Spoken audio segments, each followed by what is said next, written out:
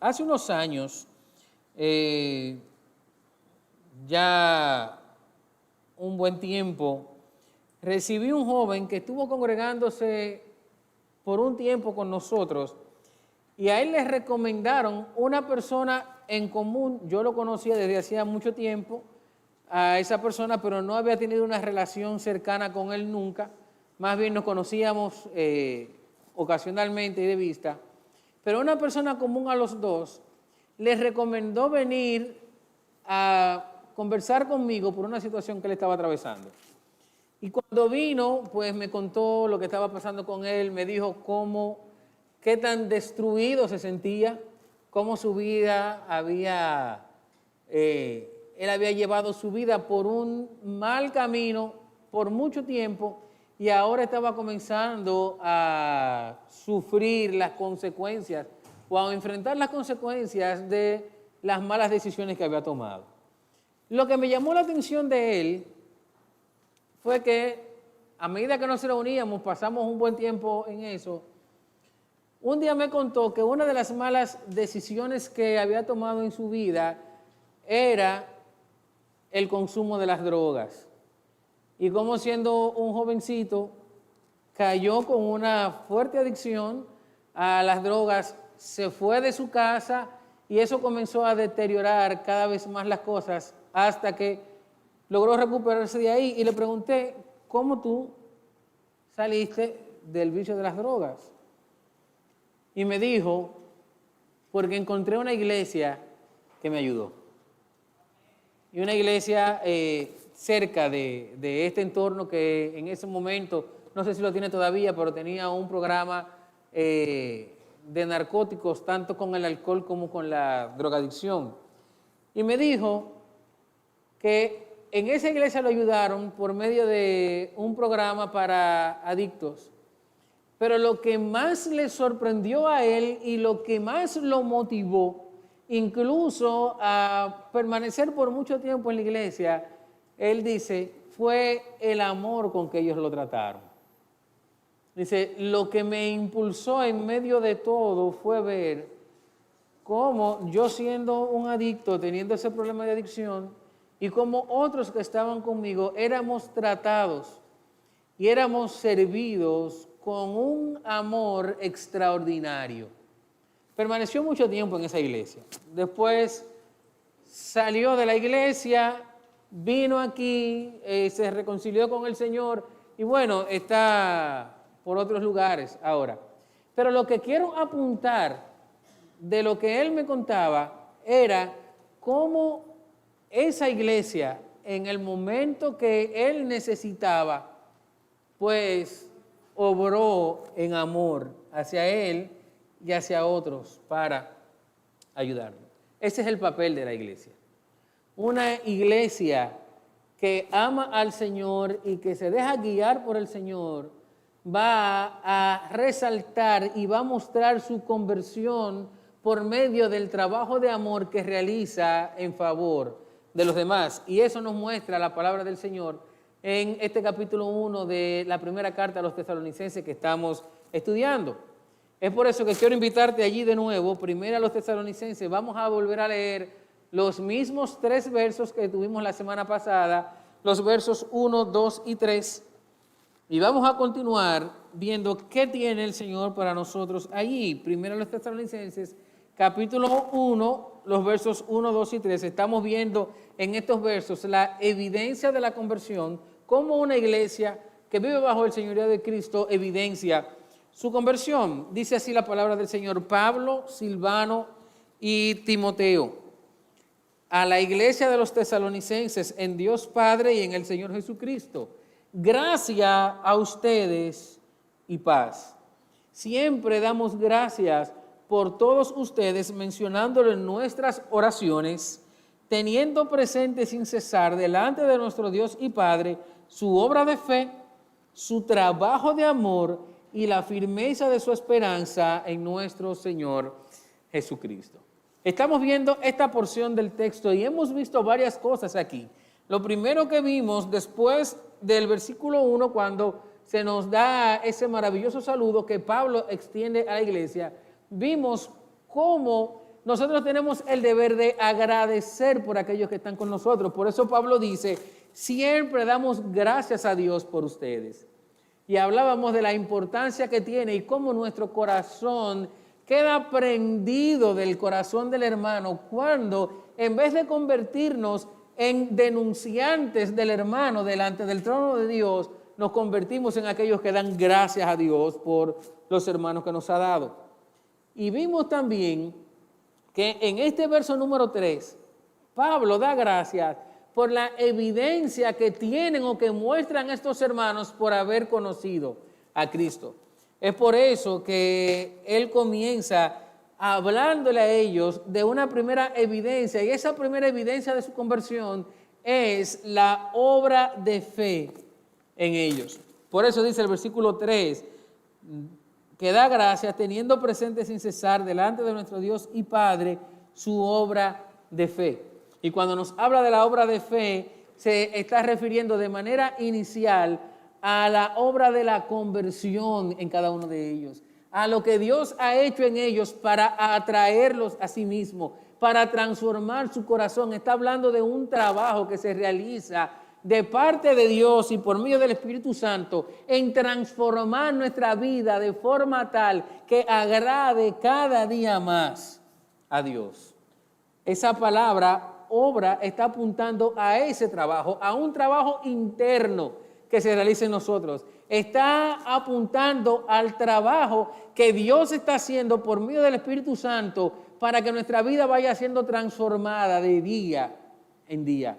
Esa es la obra de la fe por la cual Pablo agradece al Señor por ello. Esta obra denota las actividades que usted y yo, al igual que todos los creyentes, tenemos que hacer para que esa transformación se lleve a cabo y se haga evidente en nosotros. Es decir, mis hermanos, que hablamos en esto de todas las cosas que usted sabe que no está haciendo por usted mismo, sino que Dios lo está llevando a hacer para que su vida sea transformada. Cosas que le dan trabajo, cosas que a veces no nos explicamos, reacciones que decimos, pero yo no sé qué pasó conmigo, porque si eso me pasa tiempo atrás. Esa persona hubiese conocido quién es verdaderamente Luis Esteve. Pero nos damos cuenta de que no pasó, nos damos cuenta de que reaccionamos de manera diferente, nos damos cuenta de que extendimos la mano a la ayuda de una forma diferente, nos damos cuenta que las cosas que nos llaman la atención o que dominan nuestro corazón ahora son diferentes. ¿Saben por qué? Porque hay una obra que se va realizando en nuestro corazón y esa es la obra de fe de parte de Dios. Pero hay dos cosas más en este texto que Pablo habla con ellos. Después que le habla de la obra de la fe, le dice que da gracias también por su trabajo de amor. Y aquí tenemos que desglosar esto un poquito. Y esta es una evidencia clara de que ahora pertenecemos a Cristo y de que somos la iglesia de Dios. El trabajo de amor que debe brotar de nosotros. Después de hablarnos de la obra, la labor o el trabajo de la fe, nos habla de la obra o la labor de amor que hay en nosotros. Y esa palabra, obra o trabajo de amor que aparece aquí, se diferencia de la obra de la fe porque es un trabajo más externo. La obra de la fe es un trabajo interno que viene hacia nosotros. Y el trabajo de amor es un trabajo externo que se desprende o que resulta de la misma fe, pero que va en favor de los demás. Ya no es algo que se queda conmigo, no es algo que yo recibo, sino es algo que yo doy. Es algo que yo estoy dando a mis hermanos en la fe y que estoy dando más allá de los hermanos de la fe. Esa obra o ese trabajo de amor pueden ser hechos tangibles, visibles, ponderables, cosas que se pueden ver que se están haciendo. Son hechos que pueden estar sujetos a medición, actos generosos que resultan del amor fraternal que existe entre los creyentes. Pablo le está diciendo a ellos, ustedes están trabajando en favor de ustedes unos con otros, y era algo característico de la iglesia. Recuerde que en Hechos capítulo 2, cuando se nos habla de la iglesia primitiva, en los versos del 42 al 47, se nos dice que en la iglesia no había ningún necesitado, porque ellos estaban trabajando uno en favor del otro. Dice Lucas allá en el libro de los Hechos, que no había necesitados porque los que tenían, vendían lo que tenían y lo traían a los pies de los apóstoles para que fuera repartido según las necesidades. Había un trabajo de amor. Y ese trabajo de amor es característico en la iglesia de Cristo. La iglesia de Cristo no es una entidad que está llamada a la indiferencia. Es una entidad, un cuerpo que está llamado a reflejar al Señor por medio del amor.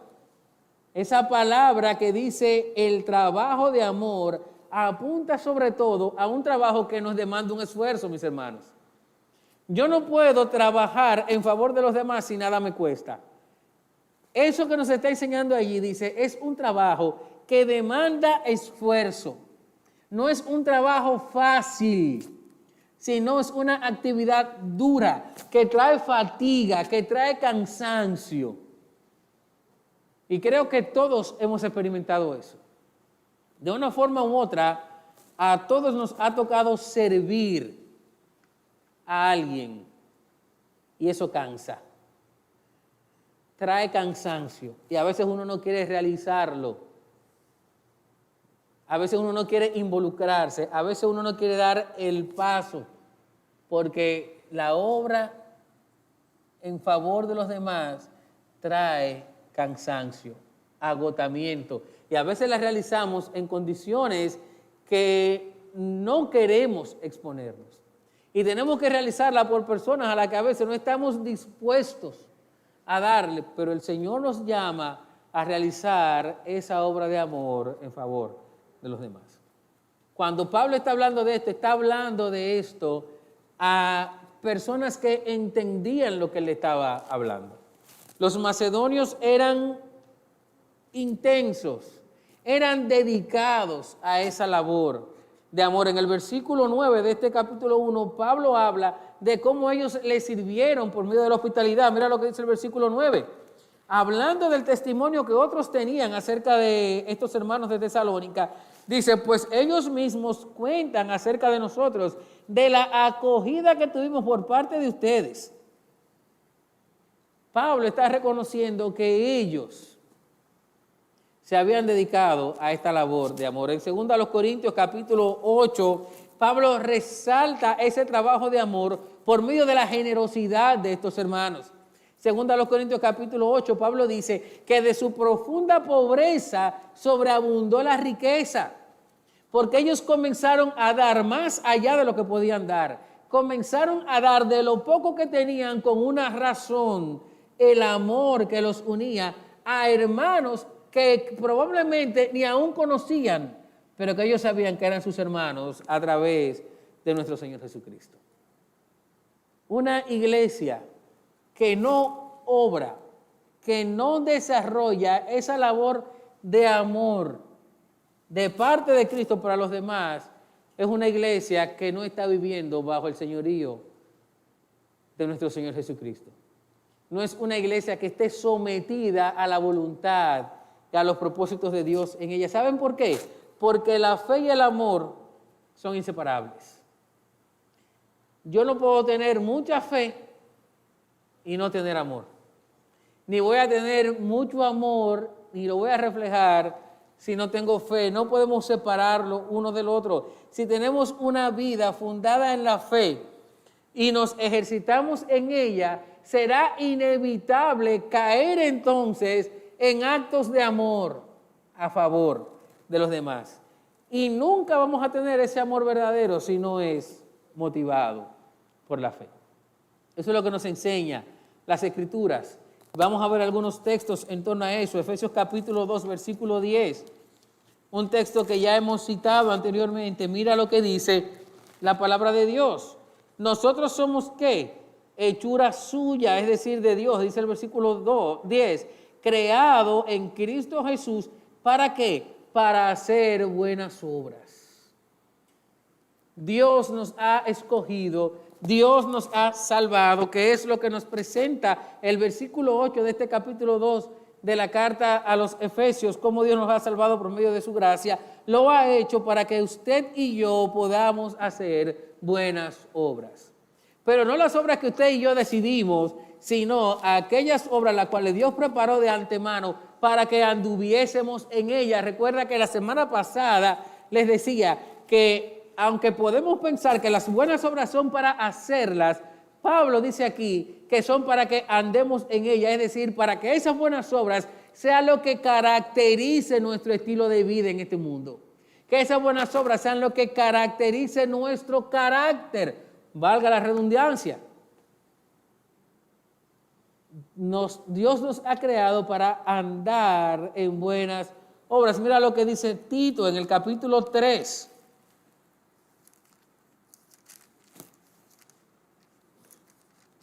Tito capítulo 3, versículo 1.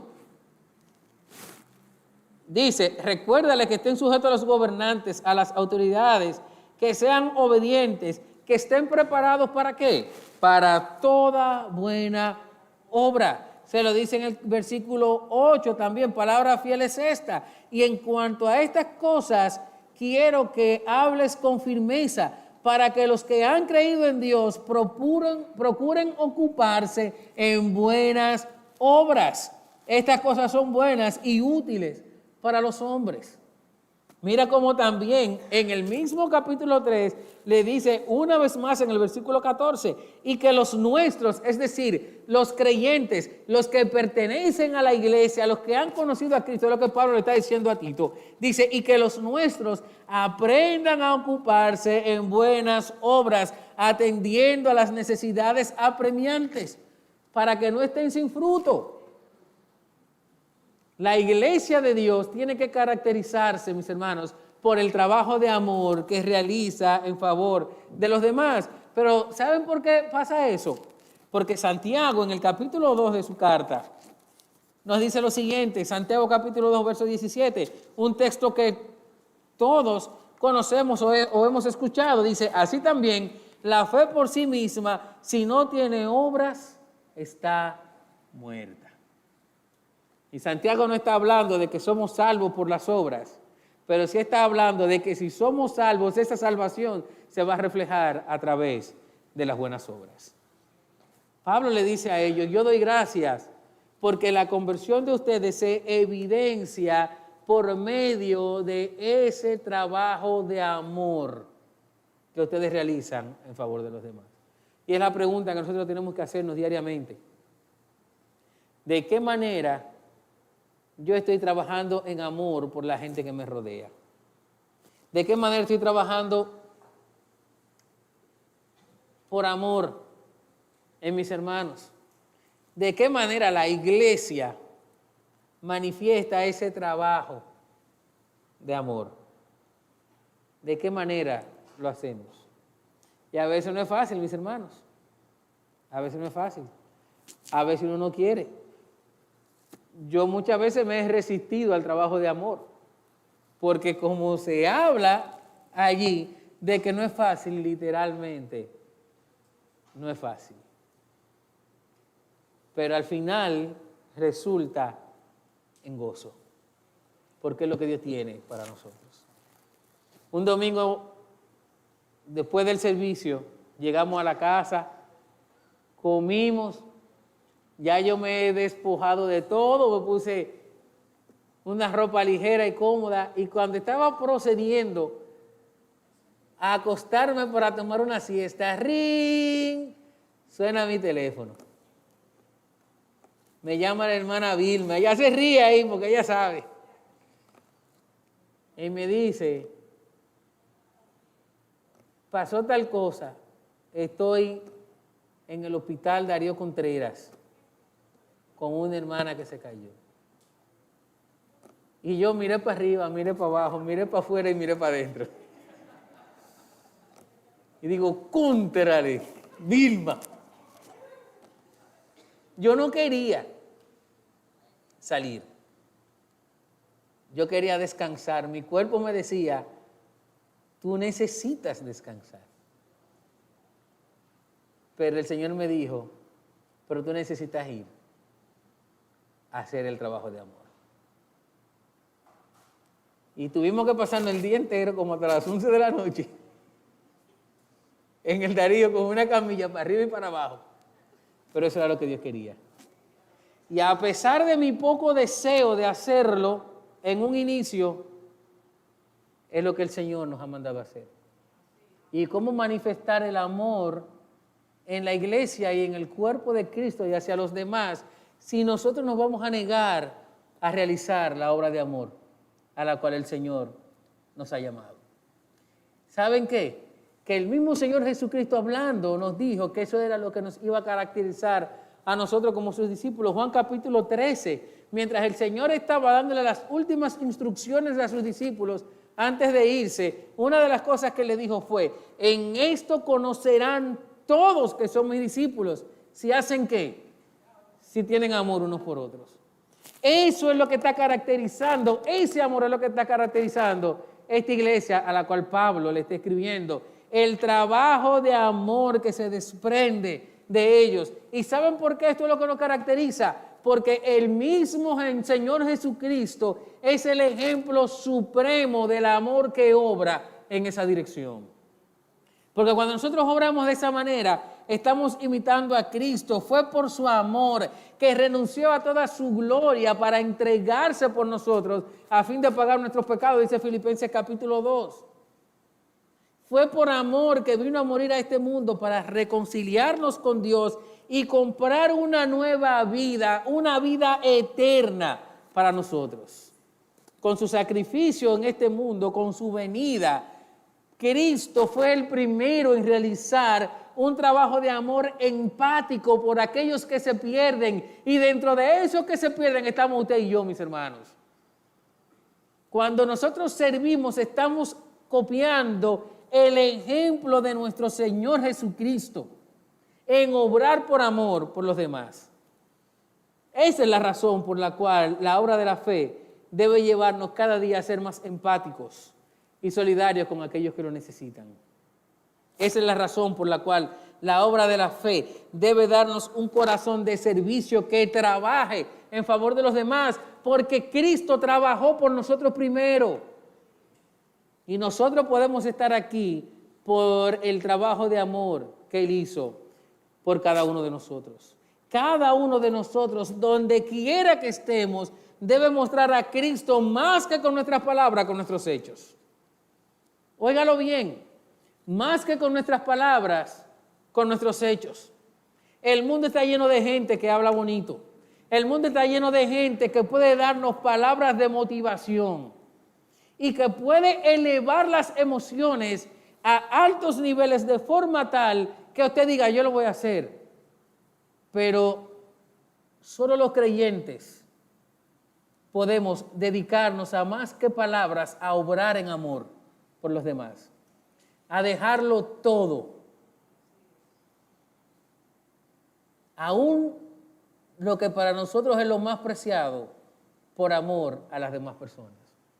Fui a hacer una visita esta semana a una persona que yo amo mucho y conversaba con ella y me contaba cómo conoció al Señor.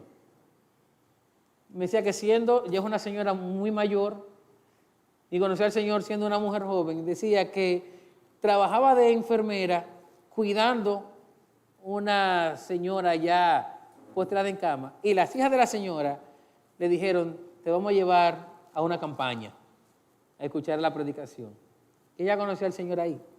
Pero lo que me llamó la atención que ella decía era que la persona que predicaba era un hombre joven, recién casado, que él y su esposa dedicaron su viaje de luna de miel a pasarlo aquí en Santo Domingo, pero no en un resort en Punta Cana, a dedicarlo a ir donde el Señor lo llevara a predicar el Evangelio. A hacer el trabajo de amor en favor de los que lo necesitan, dejando aún lo más preciado que ellos puedan tener en ese momento, que era su luna de miel. A trabajar por el Señor. Tenemos que concentrarnos en eso, evidenciar al Señor más que con las palabras, con los hechos. Las palabras tienen que fortalecer o respaldar lo que nosotros hacemos, pero si usted tiene muy lindas palabras y sus hechos no las revalidan, eso no le va a servir de nada. La gente va a abrir su corazón y su confianza cuando nos ve trabajar de forma desprendida y amorosa por nuestros hermanos de la familia de la fe y por aquellos que no están con nosotros, aquellos que todavía con más desesperación necesitan que nosotros obremos en amor por ellos. Me encanta lo que dice un comentarista hablando de esto, David Hurt, dice: este trabajo de amor contempla sobre todo la solidaridad con los necesitados, la disposición de atender sus necesidades, aunque sea al precio del sacrificio personal. Aunque sea al precio del sacrificio personal. Él dice, este es un trabajo que se dirige no tanto a Dios, sino al prójimo, o mejor dicho, al prójimo por amor a Dios. No es algo que yo hago por mí mismo, lo hago para el prójimo por el amor que le tengo a Dios. Así que mi hermano, donde quiera que estás, en cualquier lugar que te encuentres y en cualquier situación que te encuentres, todo lo que haces en favor de los demás, todo nuestro servicio debe ser motivado por nuestro amor a Dios y debe venir como un resultado de nuestra fe. Esfuérzate por amar a Dios sobre todas las cosas y ese amor te va a llevar a trabajar y a bendecir a otros con ese trabajo de amor que caracteriza a los creyentes. Sirve diariamente en todo lo que tú puedas.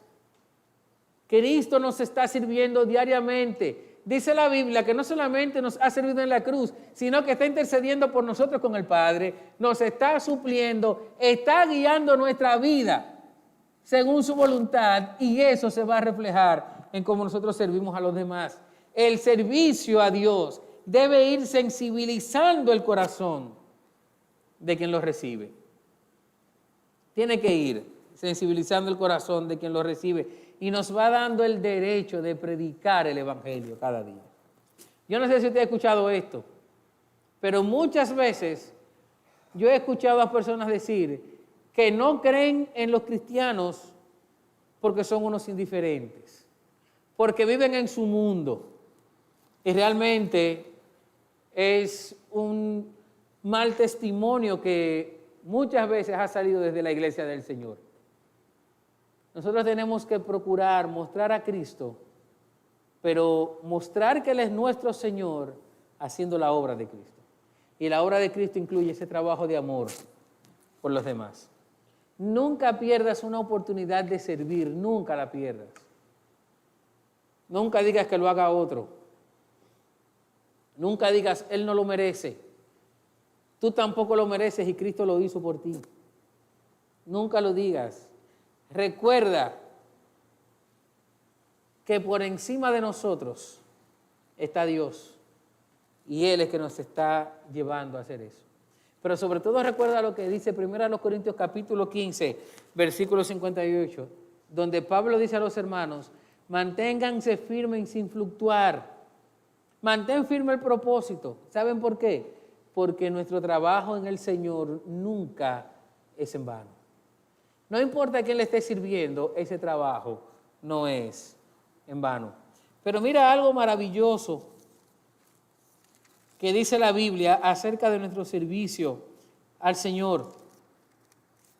Hebreos capítulo 6, versículo 10 dice, porque Dios no es injusto como para olvidarse de la obra de ustedes y del amor que han mostrado hacia su nombre.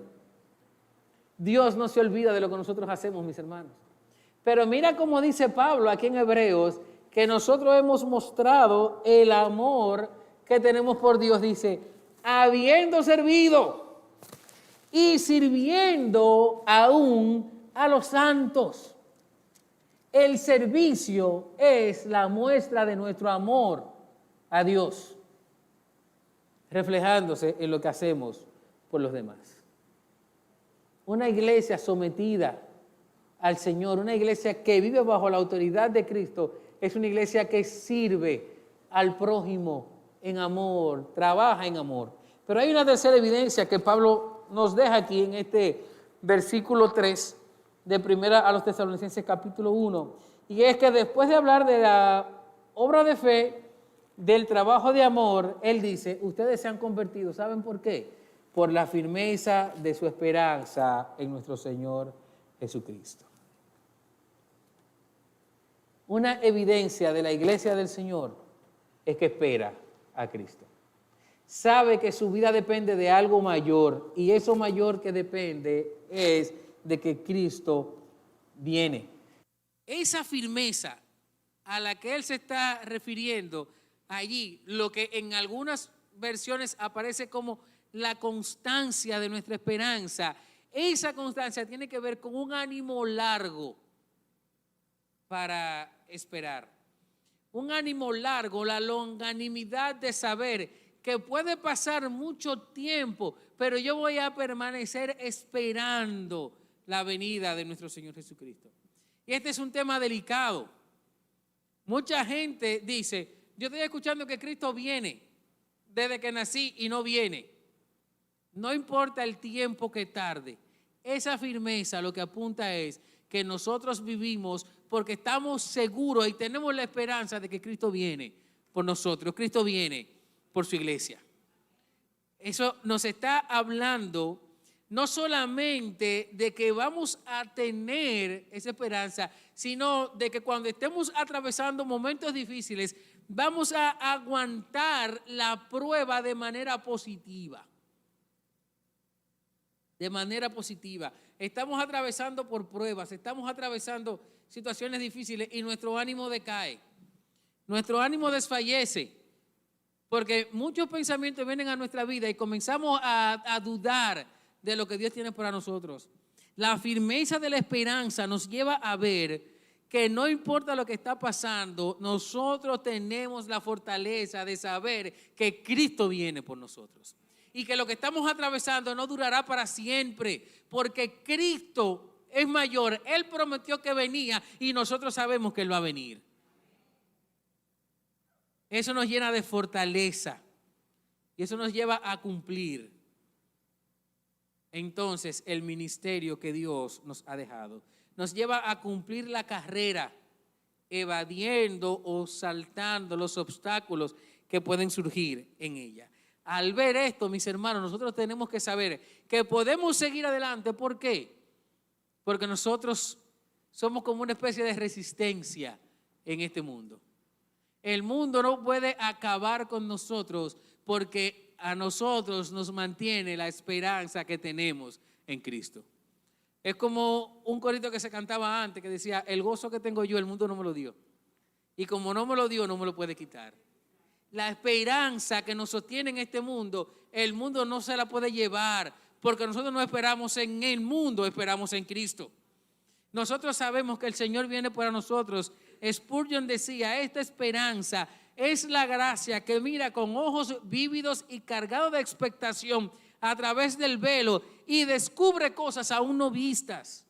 Dice, esto le permitía soportar con paciencia sus padecimientos por Cristo, ya fueran estos acusaciones falsas o el saqueo de sus bienes. Martín Lutero, en la letra de el himno Castillo Fuerte, redactó una estrofa que me gusta muchísimo. Y es cuando el himno Castillo Fuerte dice, nos pueden despojar de bienes, nombre, hogar, el cuerpo destruir, mas siempre ha de existir de Dios el reino eterno. ¿Sabe lo que está diciendo? El mundo puede hacer lo que él quiera, pero yo sé que Cristo viene. Y yo sé que el reino de Cristo no se va a destruir y por eso esperamos en Él.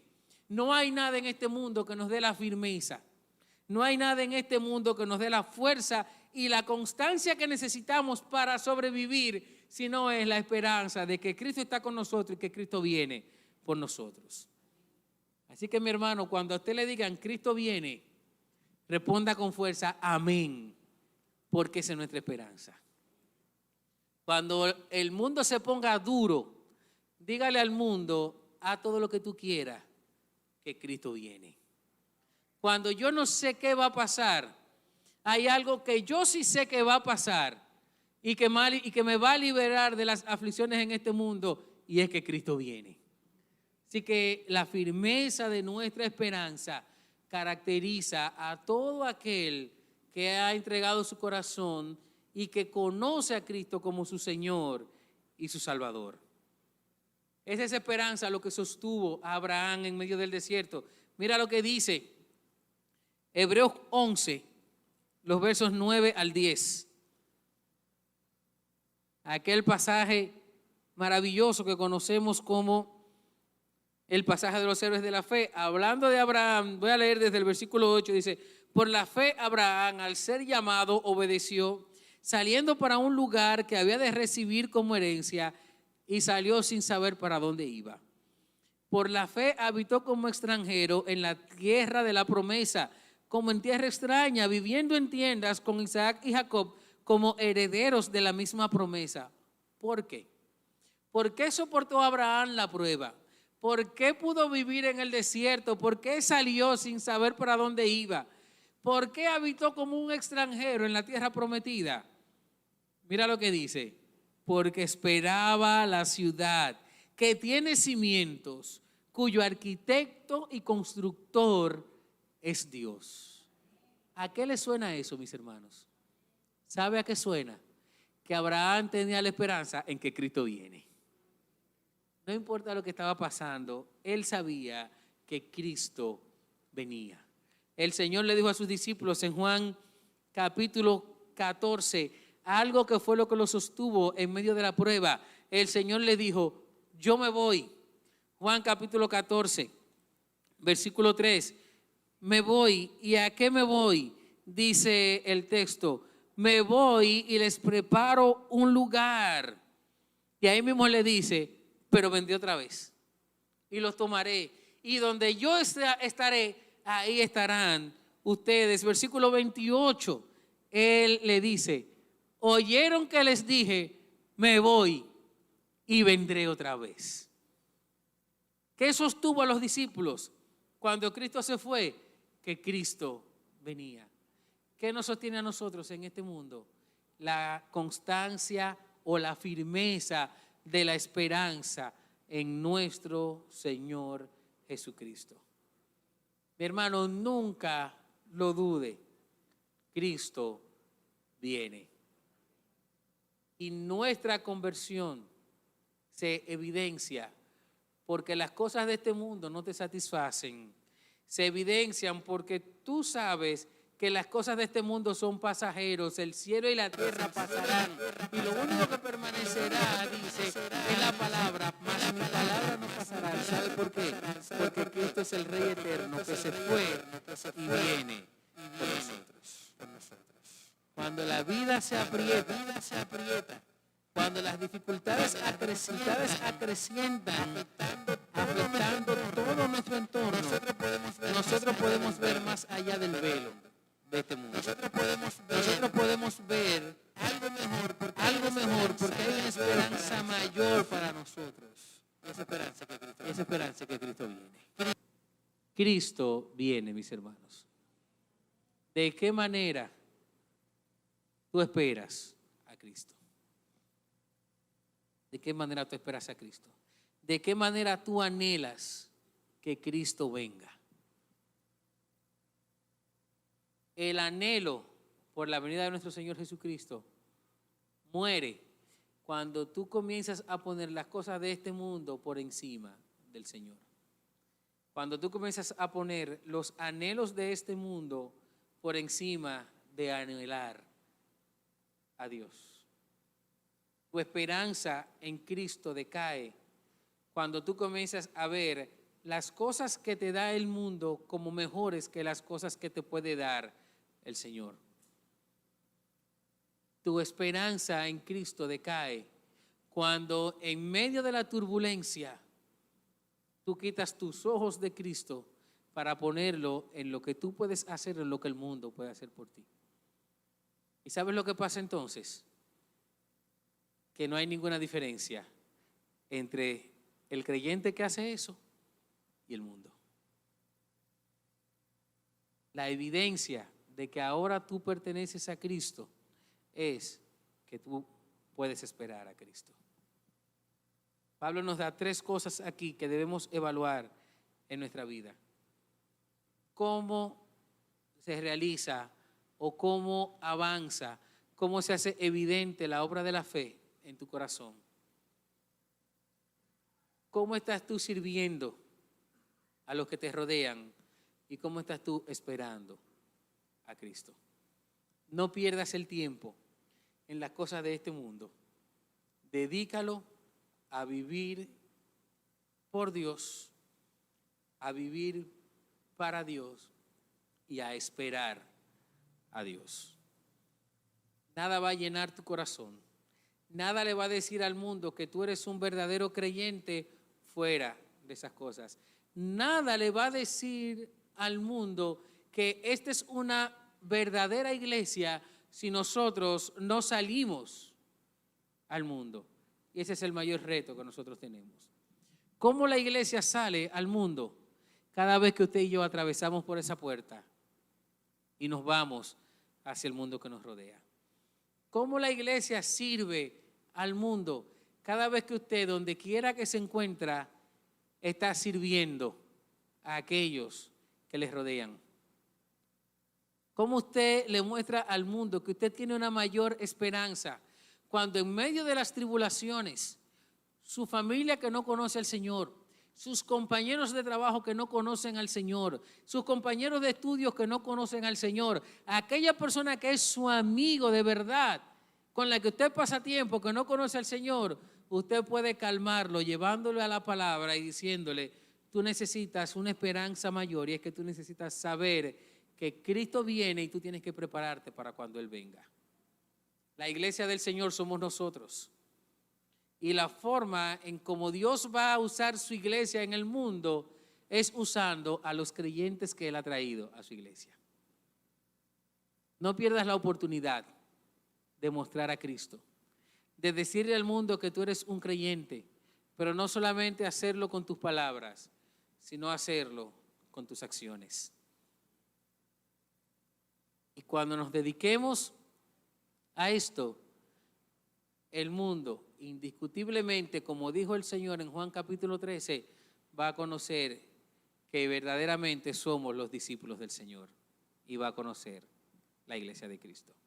Tenemos un gran reto, mis hermanos, porque todavía al día de hoy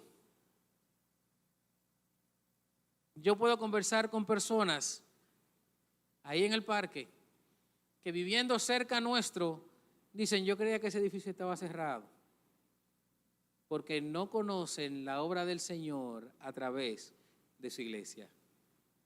No pierdas tiempo de vivir para Cristo y mostrar a los que te rodean el amor de Cristo.